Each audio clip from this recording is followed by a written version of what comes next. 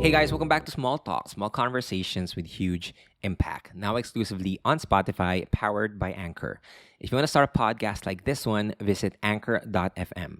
My name is Alec and I'm your host. And before anything else, I am so excited that you guys are here. Thank you so much for clicking on that episode. Thank you so much for the love and support that you've been showing to the podcast. The podcast is growing because of you. And if this is your first time listening to the show, then I hope that you enjoy this one. And if you do, go ahead and check out the other amazing episodes because they have a lot of insights that I know that you can learn from. And of course, if you like it, then go ahead and share this with the people that you love. And please, to the people who are enjoying the podcast, please give this show a 5-star rating on Spotify. It helps me and the podcast be shown to more people because that's how Spotify algorithm works. It literally helps us reach more people organically. So few minutes of your time, seconds of your time, just give us a 5-star rating on Spotify. And of course, I'll be forever grateful if you do. And yeah, one announcement before we talk about this episode. I'll be having my live event on June 26th. It's called Creating a Better You, a workshop on self-awareness and growth mindset. If you want an in-depth session about the topics that we're discussing here on the podcast, come join us. That will be on June 26th, Sunday, and it will be held in Makati City, Metro Manila. So if you are in the Metro, come and join us. And also, I'll be having the Podcast Academy. I'll be having the Podcast Academy Batch 9. Wow, I have been doing this for 9 batches already. If you want to learn how to start your own podcast, come join us. There are still a few slots available. I will teach you everything that you need to know to create, grow, and monetize your podcast. The Podcast Academy Batch 9 will be on July 2 and 3. That's a weekend. So if you're free, come join us and start your own podcast. Now, for this episode, I want to talk about how and why you should stop living in your past. I'm reading this book called Becoming Supernatural by Dr. Joe Dispenza. And I know I mentioned it in my previous episode, but I really love it. I really love it. It just shows the science side of what I've been talking about for the past few episodes, which is the law of attraction, using your mind. And here's the thing. Your mind is so powerful that it creates the reality that you are in. Okay, let's start with that baseline. Your mind is so powerful that it creates the reality that you are in. However, when people continue to live in their past, they don't see a reality that they're happy about. We're all biased towards negativity. So when something bad happens, right? When something bad happens in our lives, most often than not, we try to ruminate over what happened, that experience, that struggle, that problem. And in the book that I'm reading, she basically told a story about a girl named Anna. And Anna was a psychologist. And she was living a happy life, a peaceful life, right? And then one day, out of nowhere, his husband killed himself. And when he got the news, he was devastated. She was devastated. She was depressed. And over a course of a few months, she became ill. She had a lot of diseases. And I'm not going into the details, but one of the things that she got cancer because of what happened. Because of she were in this state of being in a low state, being depressed, being sad, feeling guilt, feeling ashamed because of what happened to her. She let herself live in the past. She allowed her past to define her. And here's what happens in our brains. Here's what happens in all of us, when we experience a bad thing, and when we let ourselves be defined by the bad thing that happened in our lives, with the bad circumstance that happened in our lives, we consciously revisit, or we subconsciously revisit the state that we are in when we experience that trauma, when we experience that bad thing. So, for example, you feel guilt, shame, hatred, pain, you feel hurt because of what happened. When you think about it over and over again, you're going to be able to experience it or be in that state of shame, hurt, pain, regret over and over again. And those emotions, those state, eventually your body will adapt to it. Okay? Your body will adapt to it. And how this happens, basically, if you want to understand how this happens in a neurological aspect, when we experience something, it creates a mind in our brains. It creates a map in our brains. Okay, when something happens, we connect two or more things, or two or more neurons in our heads create, and so it creates a neural pathway that we experience. Okay, so every time we have a new experience, it creates a new neural pathway in our brains. And when we produce new neural pathways, they also send a signal that will allow us to experience the emotion. So, if, for example, if we think about fear, our brains will send a signal to release a chemical that we will feel fear. Okay? So, if we think about fear, now our emotions, there will be a quotient correlating, directly proportional to that thought. If we think about hate, our emotions, okay, there will be a signal that will send out, okay, feel the emotion of hate. Now we feel the hate. Now, we're not just thinking about it, we feel it. Every time we think of something, there's a corresponding emotion that will come out of us, that our bodies will respond to. Okay? And here's the thing, the stronger the emotion that comes out from your brain, from your thoughts, the longer that it will stay in your memory. That's how core memories happen. That's how long-term memories happen. If you think about it, there are some memories that can be easily recalled, and there are some memories that can be easily forgotten because the emotional quotient from that thought is quite low. But if the emotional aspect of that thought is strong, for example, losing someone you love, failing a business, losing a huge amount of money, these traumas are being there's also a great deal of emotion present in those moments, and so those are what you will remember most of the time, right? So that's how our brain works. And if our emotions are like that, essentially the chemicals that we release are what will make up for our being. So if we think about something, then we'll feel about.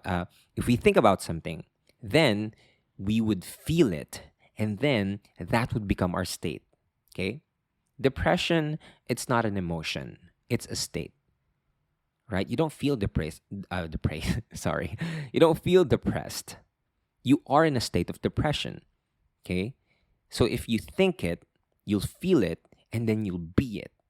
Okay, you'll become a person who is in the state of depression. You know what depression looks like?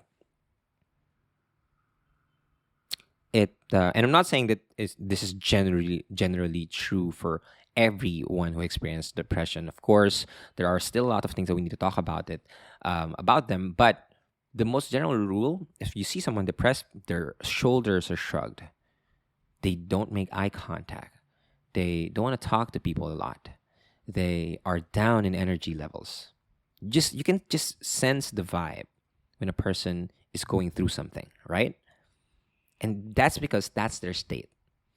And that state came from your emotion, that came from the thought that you have. So if you think about it, if you reflect on that, You know how powerful your mind is. So whatever you are thinking, you're always releasing an emotion that will put you in a certain state.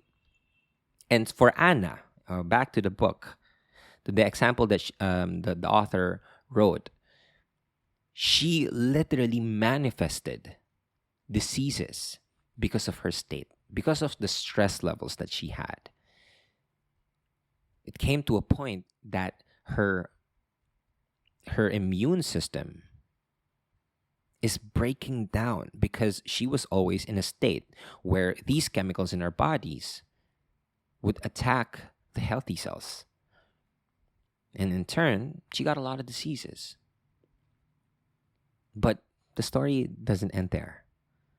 She then learned about Dr. Joe Dispenza, the author of the book, and she attended a workshop. And the workshop, Dr. Joe Dispenza talked about the power of your mind, like epigenetics, neuroscience, and not just like, law of attraction kind of stuff. These are science-based, research-based concepts. And so when she learned about them, she said, okay, let's give it a try. And so the main principle that she learned is that if you can bring your past to your present moment, you can also bring a future that you desire to your present moment. Okay? I know this may sound weird or if you're not getting it, I hope you do. I hope you're getting it because this is literally mind blowing. This is life changing. And I know not a lot of people are open to this, but I know for a fact that there's a certain truth behind this. Please have an open heart and an open mind to this. Just check it out. Try it for yourself. So if we can bring our past to our present, we can also bring our future in our present, because basically what we're doing is we're always projecting what's in our mind to the present moment. So if you're always thinking about the past, which is a sad past, a hurtful past, a painful past, you will experience that in your present moment.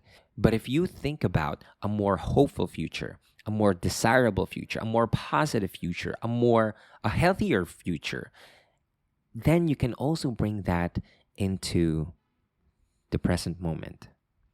We always like to ruminate over our past mistakes. But maybe it's time that we shift our focus into thinking about what we want to have in the future, who we want to be in the future, and visualize it in the present moment.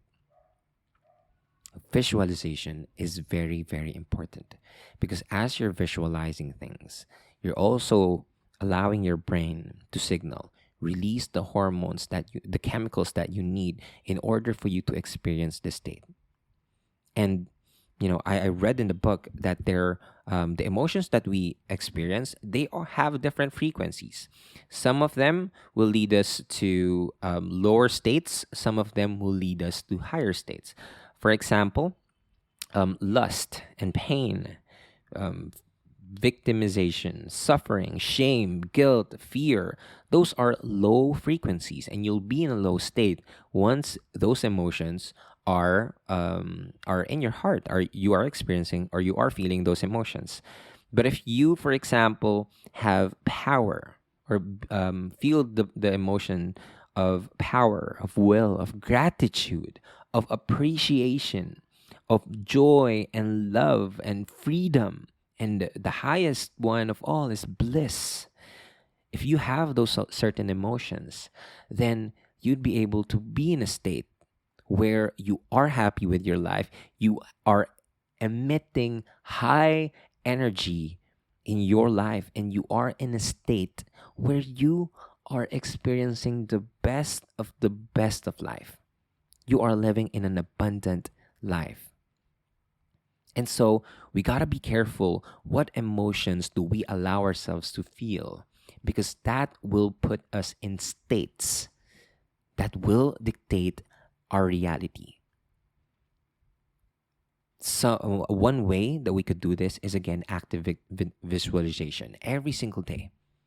So at the start of your morning, and I do this sometimes. I'm trying to do it more.